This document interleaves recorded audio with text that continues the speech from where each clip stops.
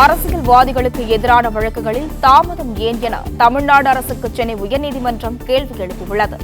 முன்னாள் அமைச்சர்களுக்கு எதிரான நிதி முறைகேடு புகார்கள் மீது தமிழக அரசு விரைந்து நடவடிக்கை எடுக்க வேண்டும் என்றும் கூறியுள்ளது குறிப்பிடத்தக்கது. இதுகுறித்து கூடுதல் விவரங்கள் வழங்குவதற்காக செய்தியாளர் ஆனந்த் இணைப்பில் உள்ளார். வணக்கம் ஆனந்த், இதுகுறித்த விவரங்களை பகிரலாம். வணக்கம்.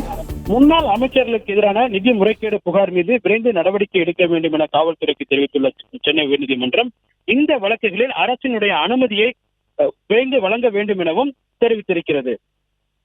முந்தைய அதிமுக ஆட்சி காலத்தில் முன்னாள் அமைச்சர் SP வேலுமணிக்கு எதிராக உள்ளாட்சித் துறைகளில் முறைகேடுகள் வழங்கியதாக கூறி 98 கோடி ரூபாய் முறைகேடு நடந்திருப்பதாக கூறி லஞ்ச ஒழிப்புத்துறை வழக்கு செய்த நடவடிக்கை எடுக்க உத்தரவிட வேண்டும் என கோரி அறப்போர் இயக்கம் சார்பில் சென்னை உயர்நீதிமன்றத்தில் வழக்கு தொடரப்பட்டது.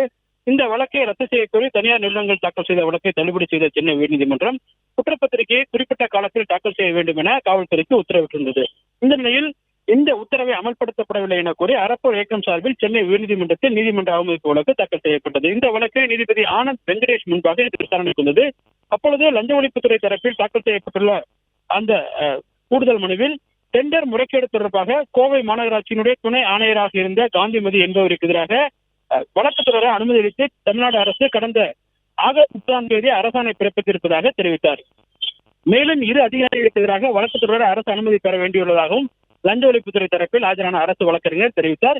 இதனையடுத்து அரசியல்வாதிகளுக்கு எதிரான வழக்குகளில் மட்டும் ஏன் இவ்வளவு காலதாமதம் ஏற்படுகிறது எனவும் குறிப்பிட்ட காலத்திற்குள் அவர்களுக்கு அனுமதியினை அரசு வழங்க வேண்டும் எனவும் தெரிவித்தார். மேலும் அரசு நிதி சம்பந்தப்பட்ட விவகாரங்களில் விரைந்து நடவடிக்கை எடுக்க வேண்டும் எனவும் காவல்துறை மற்றும் தமிழக அரசுக்கு உத்தரவிட்டிருக்கிறார்.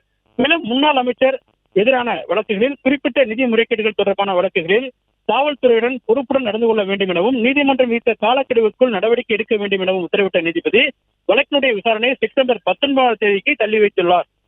பிளே ஸ்டோர் மற்றும் ஆப் ஸ்டோரில் இருந்து பாலிமர் செயலியை QR கோடு மூலம் பதிவிறக்கம் செய்யுங்கள்.